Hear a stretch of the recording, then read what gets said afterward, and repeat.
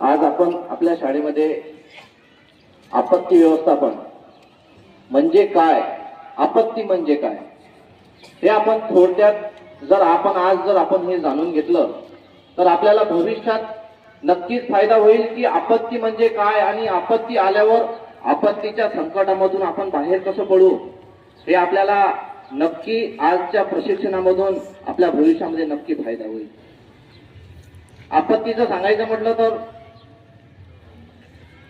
दिवसभर जर मी लेक्चर दिलं तर तुम्हाला कमी पडेल, पण आपत्तीमध्ये एक गोष्ट आहे, गोष्ट कायद्याची, अरे गोष्ट कायद्याची तुमच्या आमच्या फायद्याची, गोष्ट कायद्याची तुमच्या आमच्या फायद्याची, जो रहेगा कायदे में वो रहेगा फायदे में, बरोबर ना।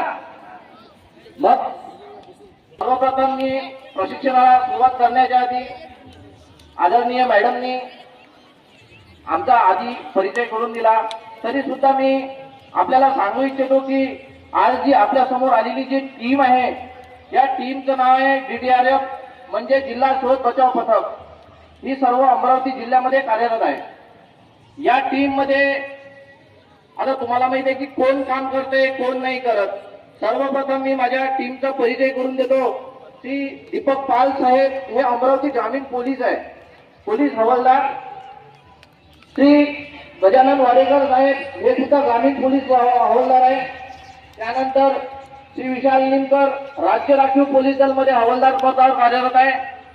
आमच्या टीम सोबत आलेले आमचे देवानंद घोराडे राज्य राखीव पोलीस बल यामध्ये हे सुद्धा हवालदार पदावर आहे। आणि सर्वात शेवटी मी माझा परिचय देतो, माझं नाव भूषण वैद्य, राज्य राखीव पोलीस बल गट क्रमांक 9 अमरावती, मी सुद्धा तिथे हवालदार पदावर कार्यरत आहे।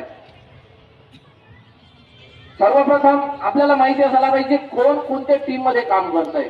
बघा आपल्या भारतामध्ये आपत्तीमध्ये 3 टीम काम करतात, एक आहे NDRF, दुसरी आहे SDRF आणि तिसरी आहे जिल्ह्याकरिता DDRF, जी आज तुमच्या समोर जे प्रशिक्षण देत आहे ही टीम आहे DDRF। NDRF टीम या टीम मध्ये कोण काम करतात, हे सर्व पॅरामिलिटरी